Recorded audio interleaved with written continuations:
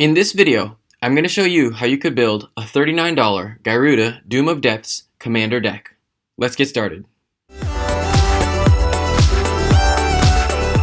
Total cost of this deck was just under $39 as of the day of recording. Prices were checked using mtgstocks.com. Do note that prices fluctuate, so they may be above or below where you see them at in this video.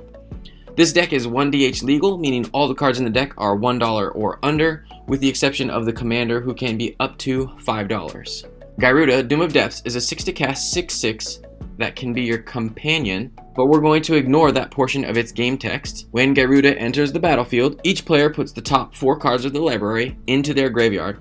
Put a creature card with an even converted mana cost from among those cards onto the battlefield under your control. So we really want to key in on that, which is why we are running 26 creatures with an even converted mana cost. The 2 that we are running that are not even, I felt like were powerful enough that they warranted a slot in this deck. This deck boasts a very large control package, and the idea is to try to cheat on mana by getting as many Gyruda triggers as we can and getting either our opponent's best stuff out or some of the great stuff we have in our deck. To do that, we need to talk about the Accelerants. We are running 11 of them in this deck. We have Leaden Mirror, Silver Mirror, and Mannequin, all of which are 2-to-cast mana dorks that can add a mana to our mana pool. Plague Mirror, which is also a mana dork, but it has Infect, meaning it can give minus counters to our opponent's creatures or infect damage to an opponent. And then Dreamscape Artist, which turns any dead cards in our hand into mana ramp. For mana rocks, we have Guardian Idol, Sphere of Suns, and Unstable Obelisk. The Idol can turn into a creature, the Obelisk can destroy a permanent, and the Sphere of Suns gives us both of our colors. We also have Dimir Locket and Dimir Cluestone, which give us both our colors and can be sacrificed for some extra card draw.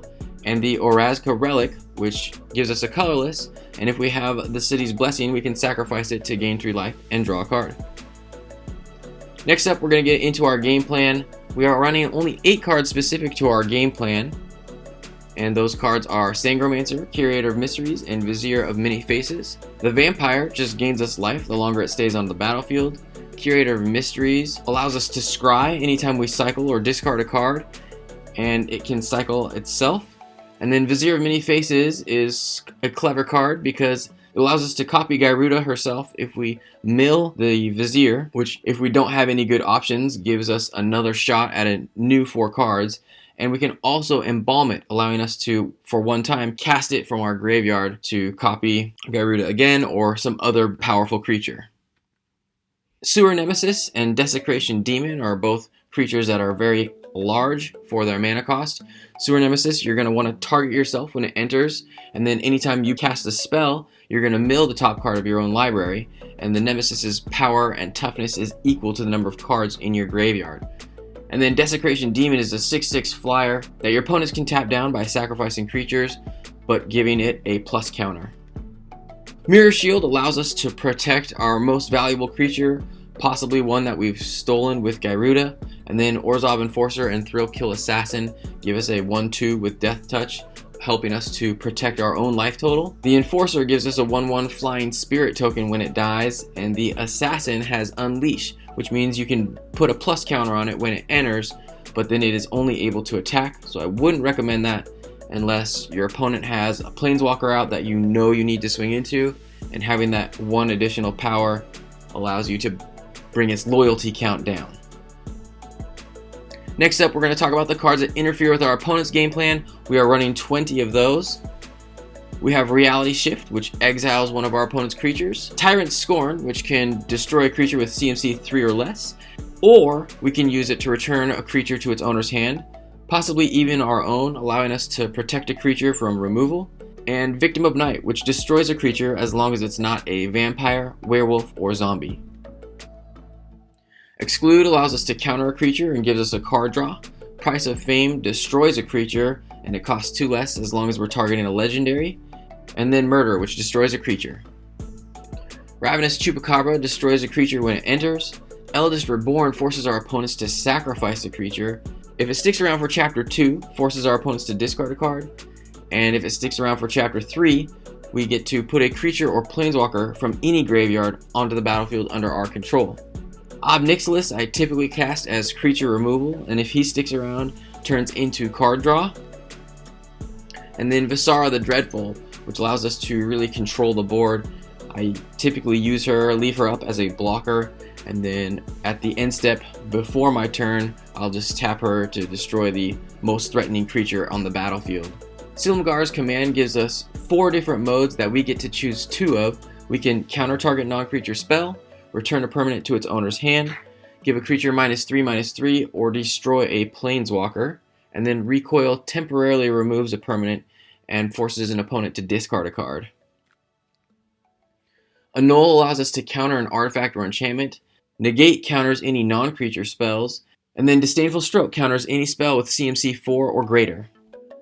Abyssal Spectre is great for blocking our opponent's small creatures, and then if they leave themselves open, we can chip in for a little bit of damage and force them to discard a card. Steel Hellkite helps us to destroy our opponent's problematic permanents, typically artifacts and enchantments, and then Ulamog's Crusher forces an opponent to sacrifice 2 permanents when he attacks. Whelming Wave is a board wipe that bounces all creatures to their owner's hand.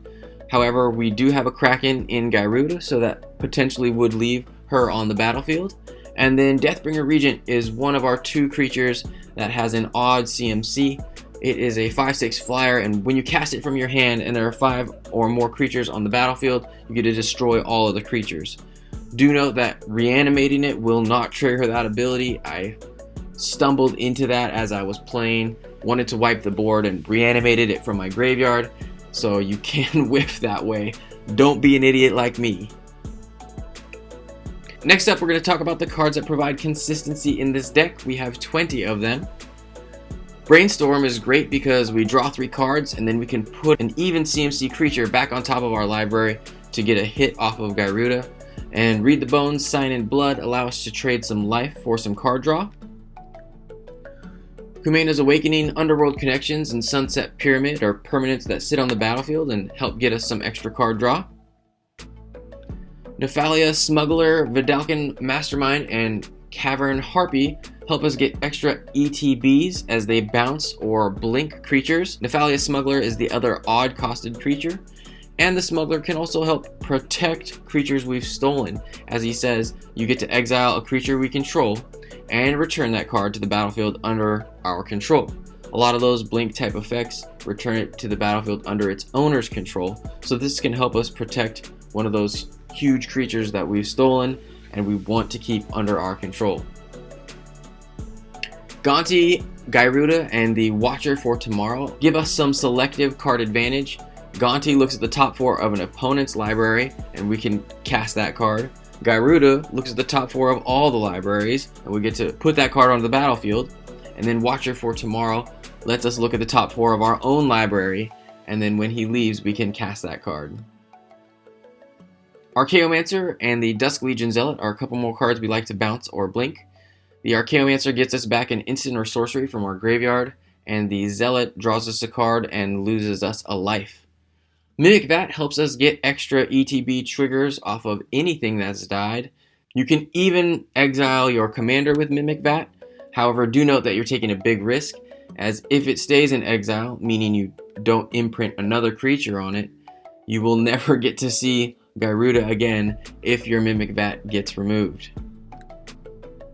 Sphinx of Foresight helps us smooth out our draws and allows us to scry 3 at the beginning of our first upkeep if it's in our starting hand. And then Sphinx of Magosi is a big beater that draws us cards and becomes more threatening as the game progresses. Soul of Innistrad recurs creatures to our hand. Palace Siege can do the same or drain our opponents out. And then the Beacon of Unrest helps us reanimate an artifact or creature from any graveyard to the battlefield and shuffles itself back into our library.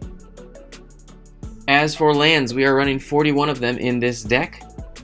We have the Mortuary Mire and Witch's Cottage, which can help us put creatures from our graveyard back on top of our library, and the Mystic Sanctuary, which can do the same but for instants and sorceries. Do note that the Cottage and the Sanctuary require us to have a minimum of 3 swamps or islands respectively to get that trigger. So as you're fetching lands out of your deck, try to hit that minimum threshold. Memorial to Folly, we can sacrifice to recur a creature to our hand. Halimar Depths helps us to smooth out our draws. Rogue's Passage allows us to give a creature evasion. Field of Ruin and Tectonic Edge allow us to deal with problematic lands our opponents are playing. And then Scavenger Grounds allows us to exile all graveyards. We don't want to do this as we play with our graveyard quite a bit in this deck, but this gives us a safety net for if someone is doing it better than us. Ash Barrens, Myriad Landscape, and Warp Landscape help us to fetch basics from our deck, as does Evolving Wilds and Terramorphic Expanse. Command Tower, Dimir Aqueduct, Dimir Guildgate, Dismal Backwater, Jawara Isle Refuge, Submerged Boneyard, Vivid Creek, and Vivid Marsh help get us both of our colors. And for basics, we are running 10 Swamps and 9 Islands. Average converted mana cost of this deck was 3.33. There you can see the curve. Keys to victory: be intentional with your counter spells. My playgroup is not a big fan of counter spells. However, this deck is very weak to artifacts and enchantments, so I tried using my counter spells primarily for that and not just completely disrupting all my opponent's plans. Another key to victory is your trigger selection. Gyruda, Gonti, and the Watcher for Tomorrow give you a lot of selection, so you have a lot of choices to make.